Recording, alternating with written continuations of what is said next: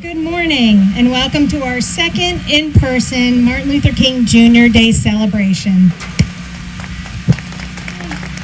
Due to COVID, we did have to do this twice virtually, so it is so great to be back in person. We're so happy you're able to join us today to honor his life and legacy. I am Shannon Ryan with the Parks and Recreation Department. We have a wonderful day planned with inspirational speakers, music, dancers, and more. I want to thank Baptist Health for being the title sponsor of this event.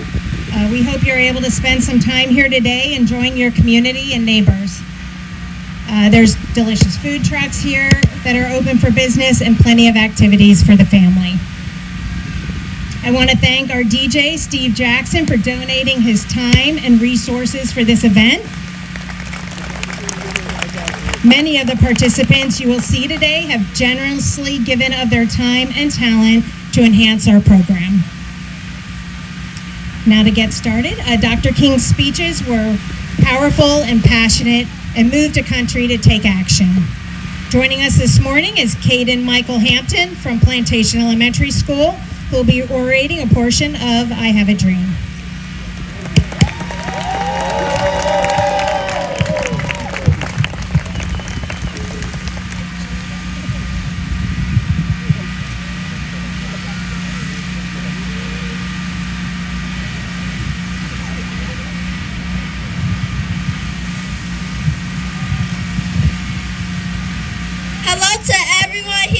Beautiful City of Plantation. I am happy to join with you today in what will go down in history as one of the greatest celebrations of our freedom in the history of our nation.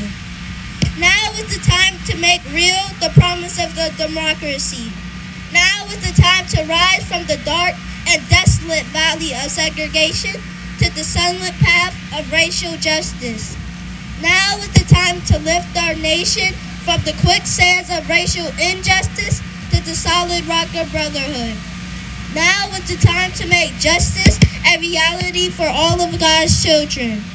And as we walk, we must make the pledge that we shall march ahead. We cannot turn back. There are those who are asking the devotees of civil rights, when will you be satisfied? We can never be satisfied as long as the Negro is the victim of the unspeakable horrors of police brutality. We can never be satisfied as long as our bodies, heavy with the fatigue of travel, cannot gain lodging at the motels of the highways and the hotels of the city. We cannot be satisfied as long as the Negro's basic mobility is from a smaller ghetto to a larger one. We can never be satisfied as long as our children are stripped of their selfhood and robbed of their dignity by signs stating, "For whites only." We cannot be satisfied as long as a Negro in Mississippi cannot vote and a Negro in New York believes he has nothing which to vote for. No, we are not satisfied. And we will not be satisfied until justice rolls down like water of a mighty stream. Go back to Mississippi, go back to Alabama, go back to South Carolina, go back to Georgia, go back to Louisiana, go back to the slums and ghettos of our northern cities, knowing that somehow this situation can and will be changed. Let us not wallow in the valley of despair. I say to you today, my friends, even though we face the difficulties of today and tomorrow, I still have a dream. It is a dream deeply rooted in the American dream. I have a dream that one day this nation will rise up and live out its true meaning of its creed. We hold these truths to be self-evident, that all men are created equal. I have a dream that one day on the red hills of Georgia, the son of former slaves and the son of former slaves owners will be able to sit down together at the table of brotherhood. I have a dream that one day even the state of Mississippi, a state sweltering with the heat of injustice, sweltering with the heat of oppression, will be transformed into an oasis of freedom and justice. I have a dream that my 4 little children will one day live in a nation where they will not be judged by the color of their skin, but by the content of their character. I have a dream today. I have a dream that one day down in Alabama, with this vicious racist, with this governor having his lips dripping with the words of interposition and nullification, that one day, right down in Alabama, little black boys and little black girls will be able to join hands with little white boys and little black girls as sisters and brothers. I have a dream today. I have a dream that one day every valley shall be exalted. Every hill and mountain shall be made low. The rough places will be made straight, and the crooked places will be made straight. And the glory of the Lord shall be revealed, and all flesh shall see it together.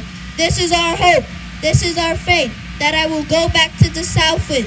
With this faith, we will be able to hew out the mountain of despair, a stone of hope.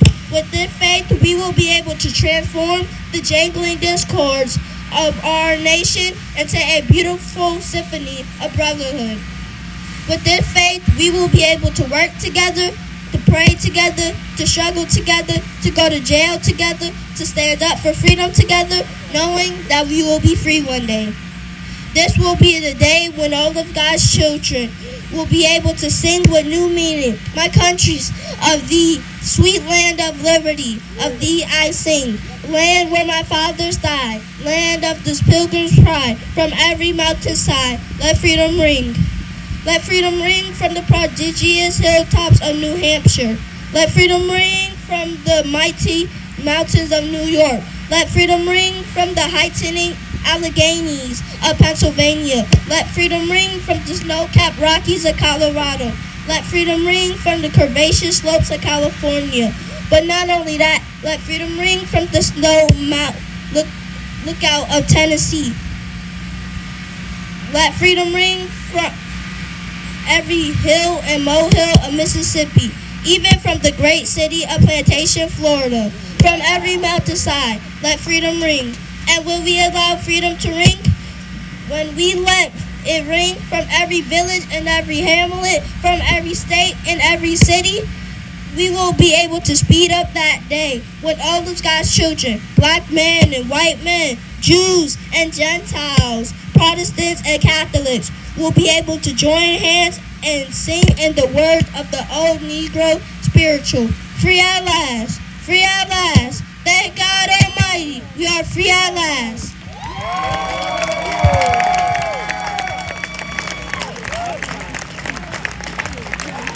Thank you, Kaden. That was awesome.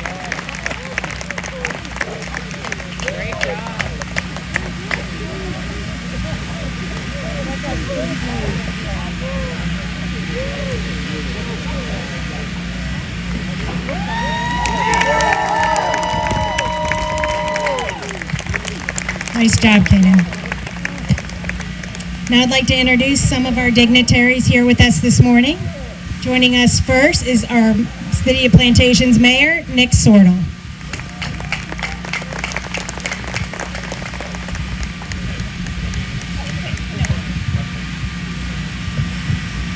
First off, I'd like to thank our Parks and Recreation Department. They put this thing together once again.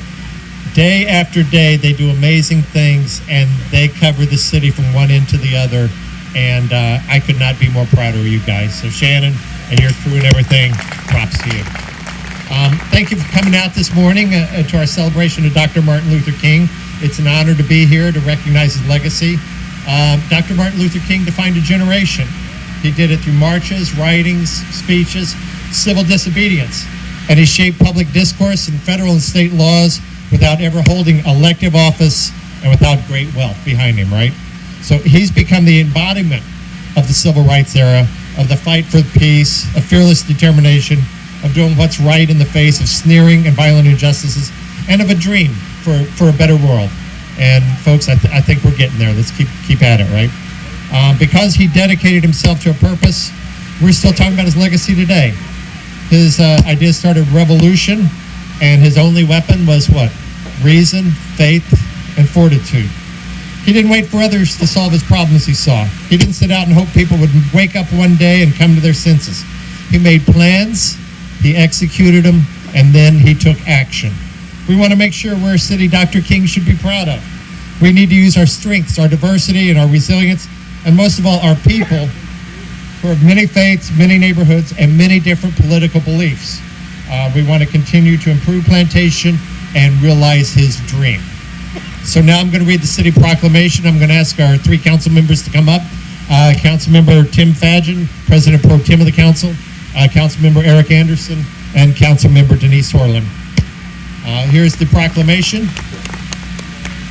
Whereas Dr. Martin Luther King devoted his life to advancing equality, social justice, and opportunity for all, and challenged all Americans to participate in the never-ending work of building a more perfect union, and whereas Dr. King's teachings continue to guide and inspire us, and whereas in 1994 Congress designated the Martin Luther King Jr. holiday as a national holiday of volunteer service, and whereas since 1994 millions of Americans have been inspired by the life and work of Dr. King to serve their neighbors, and whereas serving on Martin Luther King Day is an appropriate way to honor Dr. King, local and national needs, and bring our citizens together, and whereas ML King Day offers an opportunity for Americans to give back to their communities on the holiday and make an ongoing commitment to service, and whereas each of us can and must contribute to making our communities better with increased opportunity for all our citizens.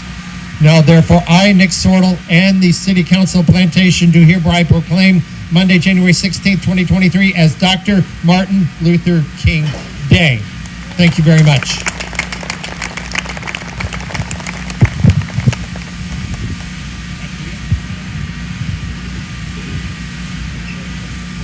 As the mayor mentioned, joining us today is our Council President Pro Tem, Tim Fadgen, Councilmember Eric Anderson, and Councilmember Denise Horlin.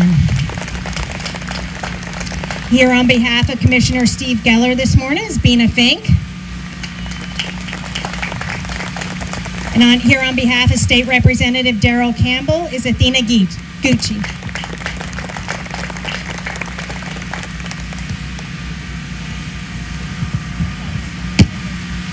Good morning, everyone. Good morning. My name is Athena Geis. I am the district aide for the state representative here in District 99. State Representative Darrell Campbell was unable to attend, but I am here on his behalf, and I just wanted to share a quick word with you all this morning. So,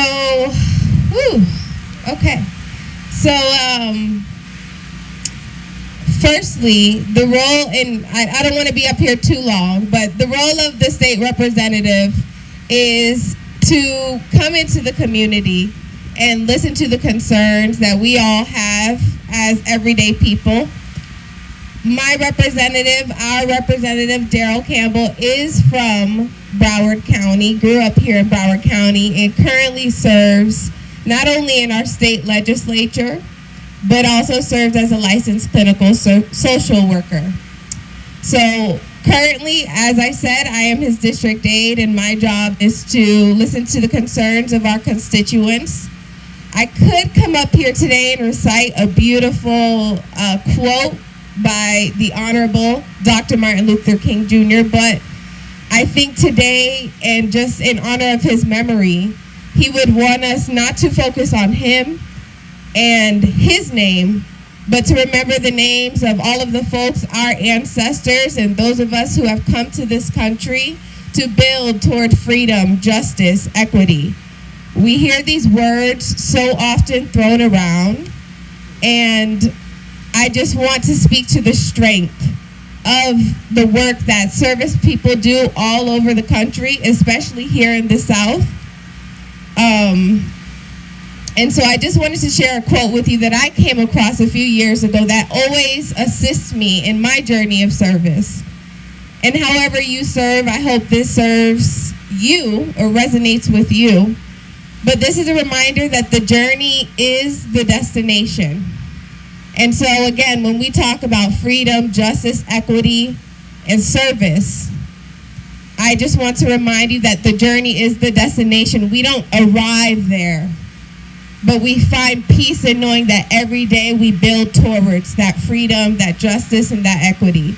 So thank you for allowing me to come up here on behalf of State Representative Campbell's office. Again, if you should have any concerns as it relates to the state, a constituent concern, please don't hesitate to reach out to our office. Even if you are not in House District 99, we will direct you in the right direction and try to get you resources. Again, my name's Athena. You can find State Representative Campbell's contact information. Simply just go on Google and type in contact State Representative Darrell Campbell. I hope you all have a blessed day today. Let's lift up this beautiful, beautiful leader's memory through our action, through our service, and I hope you have a great day. Thank you very much. And now please welcome our first featured speaker of the day. He's called Plantation home since 2011, Judge Cal Evans.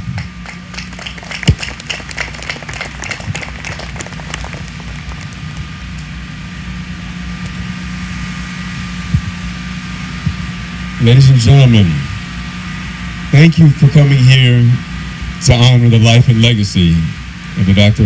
Reverend Martin Luther King Jr. What his life and his legacy means, it means something different to each and every one of us. For me, he's one of the giants on whose shoulders I stand upon. I know without him, there is no Judge Cal Evans. I know without him, I wouldn't be standing before you today. And so I've been honored and blessed to serve you in this capacity for 8.5 years, both in the criminal division and in the civil division. But that, when I say his mission, his life, his legacy, it means something different to everyone. Some things, people take positivity from it. Some see negativity. Some see a road that is not yet completed. I serve as a bridge. And when I say I serve as a bridge, I mean I'm one generation removed from the things that young Caden spoke about.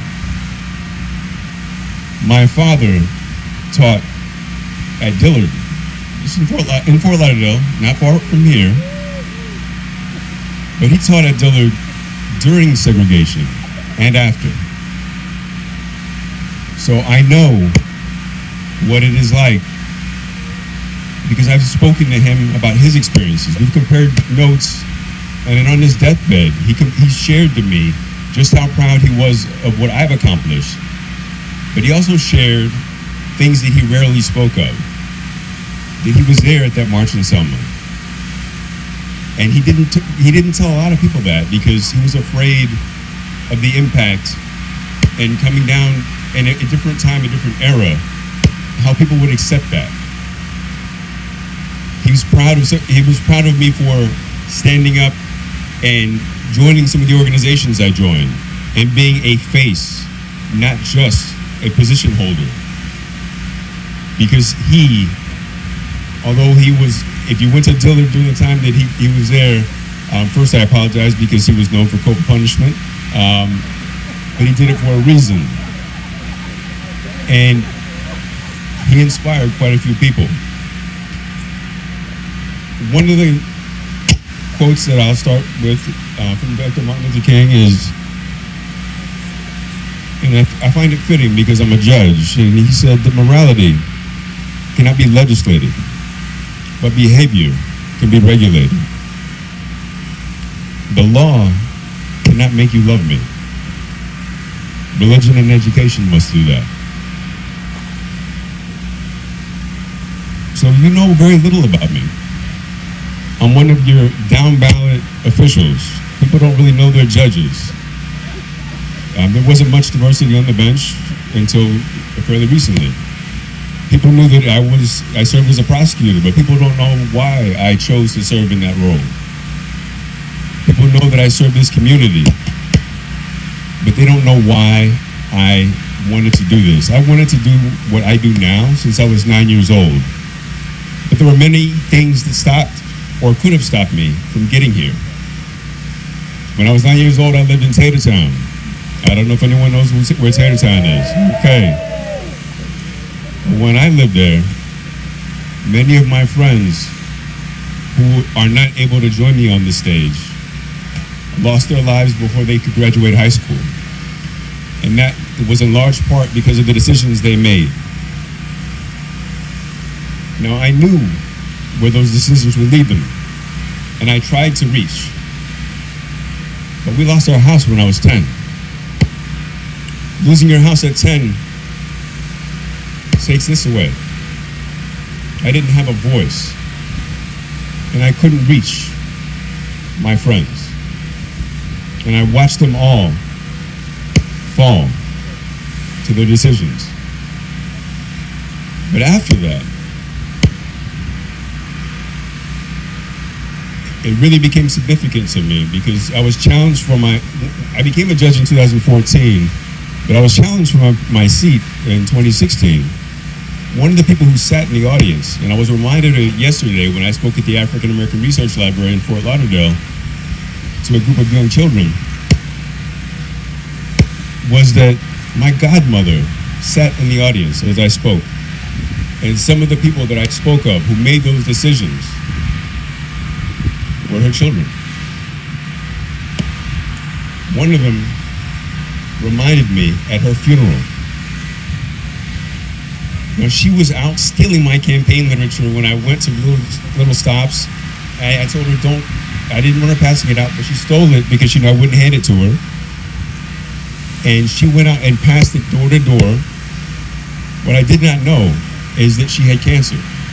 What I did not know is that she wouldn't live more than a month and a half after my election. But she spoke of me as if I were one of her own. When we buried her, her son, who's my age, was in prison. While he was in prison, his two older brothers stood weeping on my shoulders, towering over me because they're much larger than I am. But they looked at me and they were so confused as to how I could be standing here as a sitting judge. But all of my friends were gone. The only two remaining living were in prison. I told them I had the opportunity to reach them, and I tried. But now, I take every opportunity. This is a phone call. I got a phone call and a follow-up email to confirm that I was going to be here. I wasn't sure if I had a voice because I didn't have much of one last week. I didn't want to scare Shannon too much, so I didn't say that. But for me, it was extremely significant to be present and to stay healthy so I could be present because I needed my voice to be heard today. Because if I reach one, then I've satisfied what I've been put here for. And I will keep reaching because I know that somewhere out there in an audience is someone who knows part of my story, but not all of it, and why the dots need to be connected.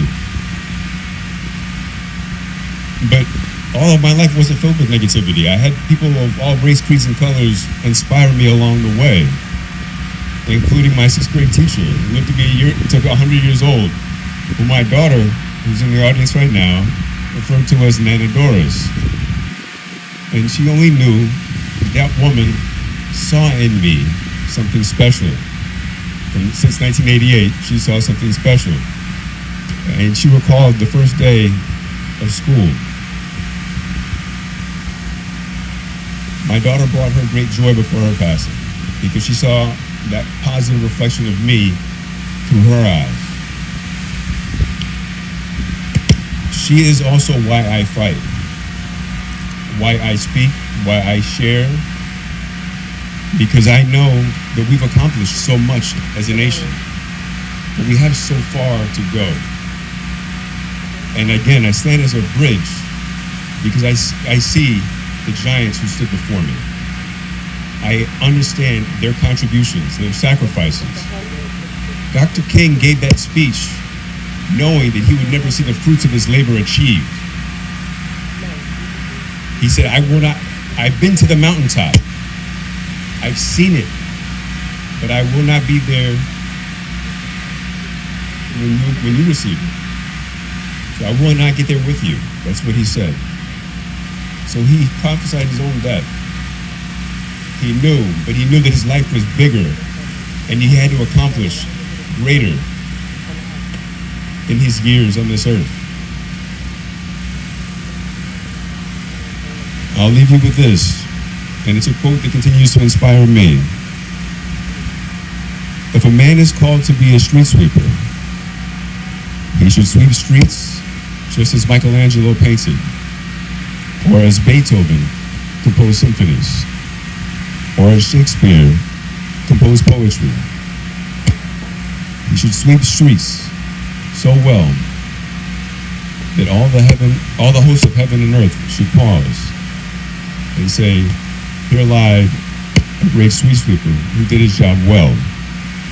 So no matter what you do and how you serve and how you choose to make a difference and how you honor the man whose legacy it is we're here to be, that we're honoring today, fulfill it and live your life to the best of your abilities. Be the best version of yourself tomorrow. Be better than you are today, and even better than you were yesterday. Because my daughter will be sitting here one day and looking at one of you to be on the stage to inspire her. And I look forward to see what she's going to accomplish with her life. Thank you.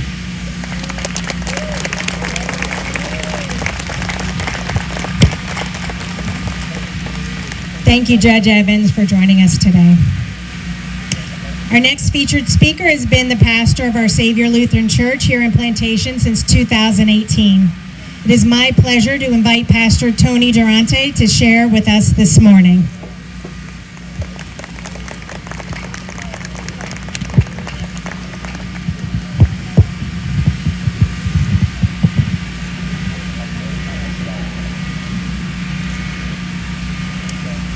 I have a reality. I have a reality. August 28th, 1963, the Reverend Dr. Martin Luther King stood on the steps of the Lincoln Memorial before 200,000 people and said, I have a dream. But thanks to him and the efforts of all of you in the past 60 years, today I have a reality. The reality that I have is not something that was only a dream, but it was a reality that was established when our forefathers wrote in our Constitution these words. We hold these truths self-evident, that all men are created equal. When they said this, they were not describing a dream, they were describing reality. A reality that existed 200 years ago, a reality that existed since the time human beings were created. It is also a reality that we can say that we live today. Theologians say we live this reality now and not yet. We say it's not yet because there are some things in this earth that have still not become true, but we say it's now because there are some things in this world that are true. We say it's not yet because in this world there still exists powers and entities and authorities that wish to deny us the equality that our Creator has endowed us. We say not yet because there's still racism and discrimination and segregation in our world. But to be completely honest, we say not yet because we ourselves often deny the now. Here's what I mean. Back when I was a police officer in the 90s, after I arrested a woman, she said to me, it's because I'm black, right? That was not my reality. My reality is that now we have equality and freedom. But it's not yet because very often we may call things that are racist that are not. It's not yet because very often we do not take advantage of the opportunities that our forefathers and the civil rights leaders have made available for us. It is not yet because we do not take advantage of the scholarships and the career opportunities that exist. It's not yet because sometimes we fail to make a distinction between equity and equality, not because of our material wealth or possessions, but because we are equal because God has created us equal. Sometimes we say it's not yet because we do not often celebrate many of the achievements that have happened over the past 6 years thanks to Martin Luther King. When we fail to acknowledge these things, when we fail to celebrate these things, in some ways we devalue the thing that he lived and died for. Sometimes we say they are not yet, when in so many ways they are a reality for us. My reality is this, that the life and blood sacrifice on that hotel balcony, the Rain Hotel in Memphis, Tennessee, and the blood and life that was sacrificed in the many Civil War battlefields throughout our nation, and the life and the blood that was sacrificed on the cross back in Jerusalem 2,000 years ago, that is my reality. That won for all of us equality among all people. So I was not asleep when my cousin became the first black sheriff in Greene County, Alabama in 1970. And I was not sleeping when my mother became the first black female city commissioner in the city of Delray Beach. I was not dreaming when Javaro Sims became the first black police chief in the city of Delray Beach. And we as a nation were all awake when Barack Obama became president of the United States.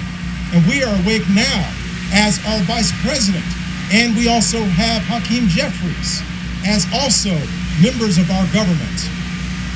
I'm awake now as my brother, Judge Evans, is here before us. We are all awake now because these are accomplishments and achievements that have happened because Martin Luther King had a dream. And in so many ways, through so many efforts of all of you in the community, those dreams have become a reality. So now that we're awake, let us live out the dream that we have been given. Let us take advantage of the opportunities that have been placed before us. Let us live as good citizens and models. Let us hold up people who are people of good character as models of what it is that we are and what we can be. Let us live as people who live out this dream, live out this reality that we have now received. That reality is true for me as I came to Plantation in 2018 to be the pastor of Our Savior Lutheran Church. Because when I came there, I saw the dream that Martin Luther King was talking about. I saw brotherhood sitting at a table of unity. I came into a congregation that was prismatic, people of all colors and nations, 5 different languages at least were spoken in my congregation. As I came into this ministry, I came to understand that this is a reality. I'm going to share with you a little bit of Japanese back from when I was a missionary to Japan. This reality is not only true in this country, but it's also true for me in other countries. This character right here was one that I saw on a worship bulletin in the church where I was serving as a missionary. And I did not know what it meant. What's interesting is that as I was in Japan, there were very few people in Japan who looked anything like me. And everywhere I went, I kept hearing the word gaijin, gaijin, gaijin, which actually means foreigner. And occasionally I heard the word kokujin, kokujin, kokujin, which means black person. But in the church where I was, by my name, on the bulletin was this character. And so I asked them, what does that character mean? I don't recognize it. What is it talking about? They said, Tony, that pastor, that character means ani. I go, well, what does that mean? They go, that means brother. Everywhere I was in Japan, I was called gaijin or kokujin, foreigner or black man. But when I was in the church, they called me brother. That is my reality. I sat at a table with brotherhood and unity. So I want to share with you this character as it appears in a vision that was written by the Apostle John in Revelation. He says this, after this I looked, and before me there was a great multitude that no one can count, from every nation, tribe, people, and language, standing before the throne, before the Lamb. They were wearing white robes and holding palm branches in their hands. What John is talking about there is not a dream. It is a vision. It is a vision of what was happening right then, 2,000 years ago in heaven. It is a vision of what is happening right now. I want to share with all of you this promise, this vision of heaven, that as we believe in a creator that has created all of us equal, that is no dream. That is a reality that we can live in today, even now, as we strive for what is not yet. Thank you very much.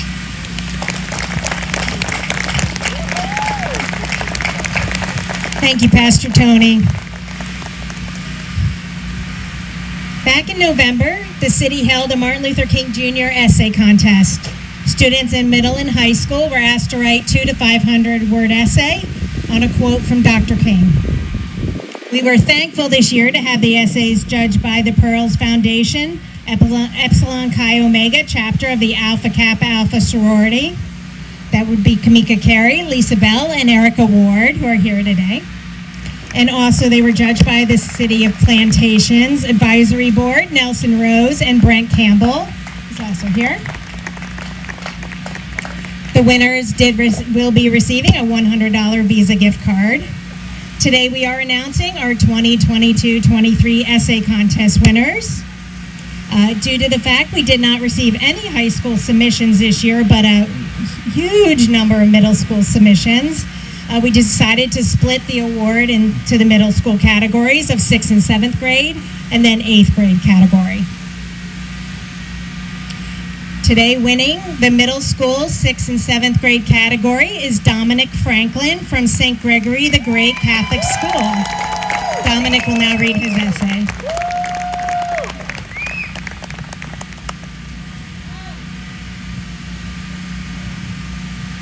Good morning. I hope you guys are having a great day today. This is my essay. Martin Luther King Jr. is a person that I look up to and admire. I have read all of his speeches. I find many of his quotes inspiring. However, there is one quote that stands out to me. The quote from a speech entitled Beyond Vietnam, A Time to Break Silence. Like all of Dr. King's speeches, it is very well written and really touches on the reality of the times we are living in today. This speech was delivered at a church in New York City. In this speech, Dr. King stated, "We are now faced with the fact that tomorrow is today.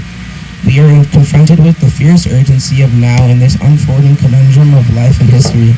There is such a thing as being too late. This is no time for apathy or complacency. This is a time for vigorous and positive action."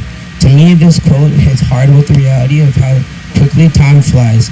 Before we know it, tomorrow will be today. To me, this means that everything and anything that we have said we will do tomorrow needs action now. We have to plan and prepare today in order to complete the things we would like to do tomorrow. Sometimes we become lazy or complacent to take the correct steps today to achieve tomorrow's plans or goals. This may be hard for some of us because most of us have fallen into the bad habit of putting things off until tomorrow. In sports, the teams practice for games that they will be playing at a future date. This practice is exactly what Martin Luther King is speaking about. The teams have to take the steps in order to be successful. The motto is preparation, preparation, preparation.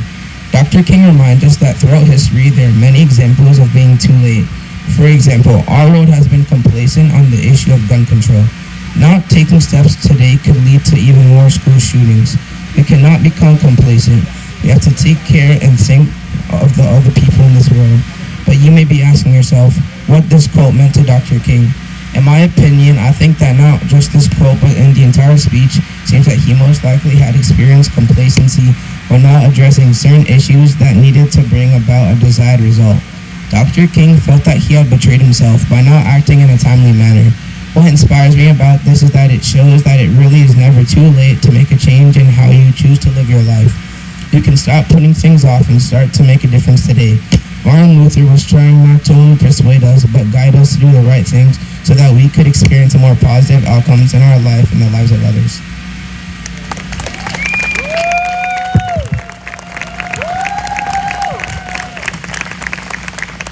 Thank you, Dominic. And now the mayor would like to present you with your certificate that you are the 2023 Martin Luther King Jr. Essay Contest winner for the 6th and 7th grade.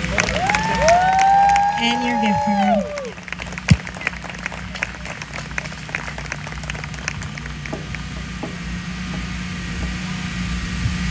And now winning in the middle school 8th grade category is Amelia Sinner, also from St. Gregory the Great Catholic School.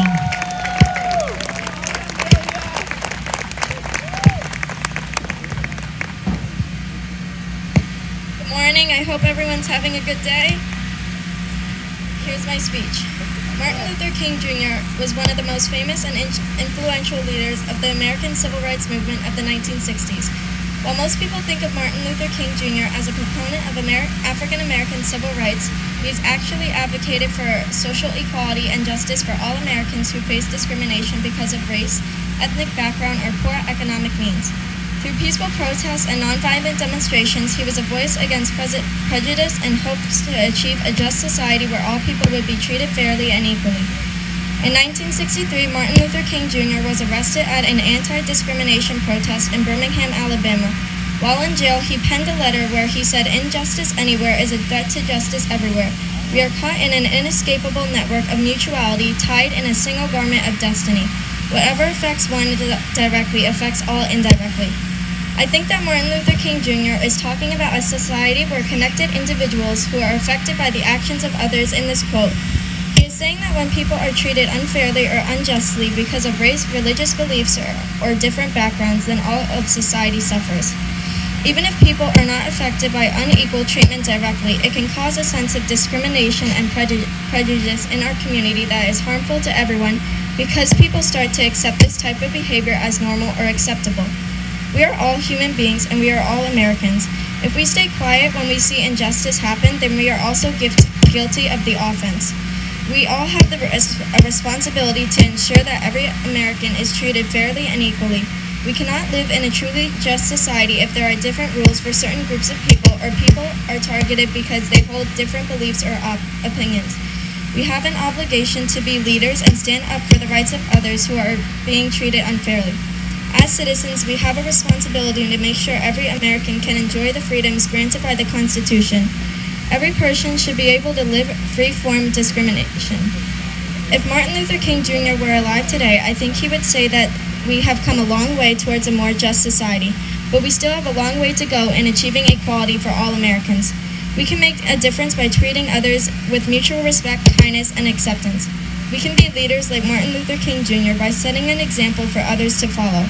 I hope that one day his dream of all equality for all Americans will be finally realized.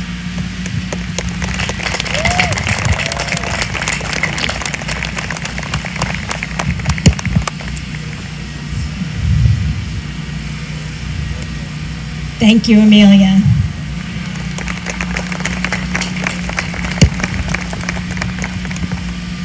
We especially want to thank the essay readers today, as well as Caden, who read for us earlier today. It's very hard at that age to get up and speak, so thank you all so much. Today is a federal holiday. Martin Luther King Day is often honored as a day of service for many people. The Parks and Recreation Department would not be able to do many of our events without the support of our volunteers. Every quarter, staff has the opportunity to nominate a volunteer they feel demonstrates excellence in teamwork, commitment, customer service, organization, and attitude. Today we have our fourth quarter of 2022 winner with us today, Isaac Carrillos.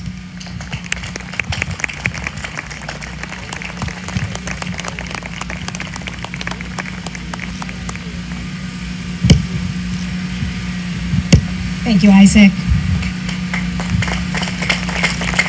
And once again, we wouldn't be able to do these events without the support of our sponsors. We want to thank Baptist Health for once again being a title sponsor today, as well as sticking with us and being a title sponsor all through our virtual programs that we had to do the last few years. So they were a great partner. This does conclude our ceremony portion of the event today, but please stick around. Pretty soon we have Alicia Del Marie singing and sharing her amazing talents with us. And then following a little bit later this afternoon is the Men of Impact Step Team and Encore Dance Theater. So please stick around and enjoy the bounce houses and just have a really wonderful day with your community. Thank you.